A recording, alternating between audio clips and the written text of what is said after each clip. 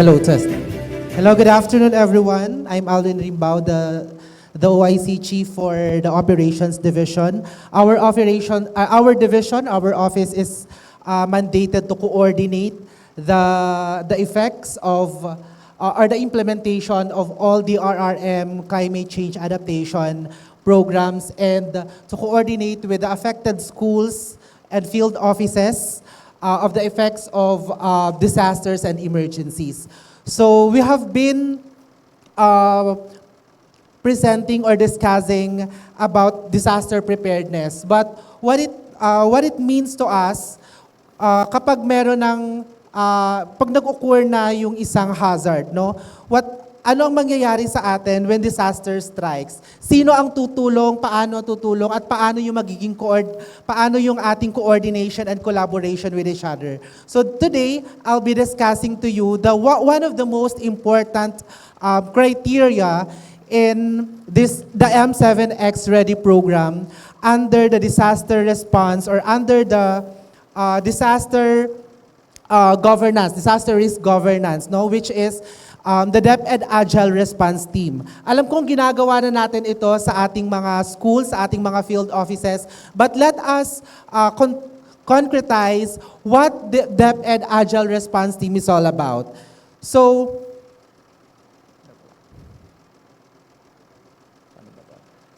the DepEd Agile Response Team is a pool of trained volunteers and partners who will serve as resource providers and can provide rapid support and augmentation to affected schools during emergencies. So if I simplify the DART is a reinforcement system to each school and field offices na nakahanda, nakaantabay at ready to mobilize at pwedeng anytime. So what's the purpose of DART? The purpose of DART is very strategic. It strengthens the school's capacity for rapid and coordinated response. Kasi kahit gaano tayo kahanda, kahit gaano kaganda yung ating contingency plan, kahit everyday tayo nagdi-drill dyan, every quarter tayo nagsa-simulation exercise, wala pa rin siyang kwenta kung hindi capacitated yung ating mga tao sa school level at kung hindi rin tayo coordinated with our community, with our partner communities, no? So DART ensures that response is not delayed, actions are coordinated and collaborative, and support is available on ground. So para ma-ensure natin na yung ating mga schools, yung ating mga offices are prepared and our constituents, the students, our learners, and our colleagues in the department is prepared. And yeah, so from preparedness, we are moving to response, to effective response.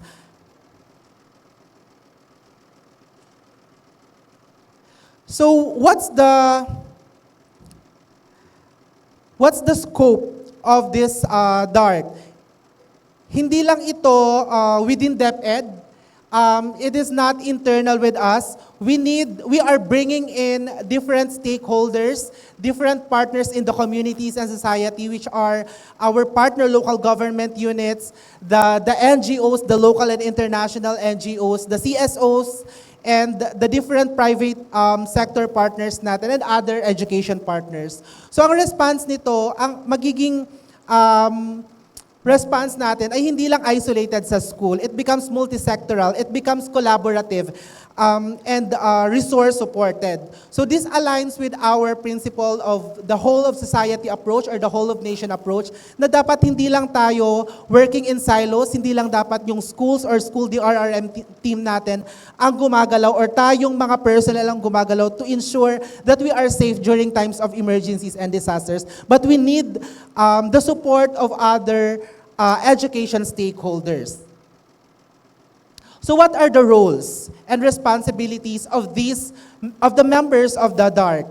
At the core of DART is of course, the school heads. The school leads the establishment and the operationalization of DART. So this includes the the activation ng DART during emergencies when additional support is required, and our school head ensures that proper coordination between schools and our schools division office and our partners in the field, the DART members and local DRRMs and DRRM office is swift, is coordinated and collaborative. So importante ito, hindi ito additional trabaho ni school head. Ito ay mas inaayos natin yung pag-organize na yung existing capacity ng school ay concretize, yung existing capacity ng school ay systematic na gagalaw kapag nangyari ang isang incident or emergencies. Next, what is the role of our school DRRM coordinator? So our school coordinator ensures that there is a proper coordination with schools division offices and different stakeholders, no? Linkages with the local DRRM office, and our coordinator maintain communication with partner organizations, and of course, document response activities and submit reports. Napaka-importante ng coordinatorship ng ating mga school DRRMCs because alam natin that coordination saves times and time saves lives. So without coordination, even we have strong resources, even we have ample resources in schools and communities, our response become ineffective. And lastly, what are the roles of the DART members? So now, their role is very operational. They will provide volunteer services during emergencies. They will assist us in rapid needs assessment. It will support the learning continuity spaces, provision of psychosocial services, and other response interventions. Also, hindi lang during times of response or during times of emergencies, may role ang ating mga DART members. May role din sila during preparedness. Of course, kailangan silang makapacitate din. They have to join us with our different capacity building activities such as drills and simulations para coordinated and collaborative nga yung galaw natin. Hindi kanya-kanyang galaw. Si CSO, si NGOs, at si school. So dapat may in harmony yung ano natin, yung response actions natin. So, meaning, as mentioned kanina, DART is involved before, during, and after disasters and emergencies. Okay. So, DART follows a clear organizational structure. Hindi ito, it's not spontaneous, it's not kanya-kanya, or it's not working in silos. There are defined roles, there are defined responsibilities, there are clear reporting guidelines, and clear roles ng bawat isang sub-team under the school DART. In this example, this is just a minimum, so you can modify it. We have, under DART, meron tayong structure, infrastructure and audit maintenance. We have coordination and communication team, logistics and resource mobilization. We have the search and rescue and first aid support, psychosocial support, and ang pinaka-importante, and which is our mandate in the department, is the education continuity. So this ensures that during emergencies, walang duplication of resources, walang duplication of actions, walang duplication of information, and walang confusion, at lahat may direction. Iisa lang ang patutunguhan natin na ginagawa. So you may think this as an ICS-inspired but simplified for school application. Lastly, one of the most critical components is the activation. Kailan natin i-activate ang tinatawag nating DART? Una, kapag kung affected yung ating mga school. Pangalawa, there is a need for additional manpower or human resource sa ating mga schools, no? Or when the school heads or school division office calls for support. So let me emphasize that DART is not always activated kapag may mga emergencies or disasters.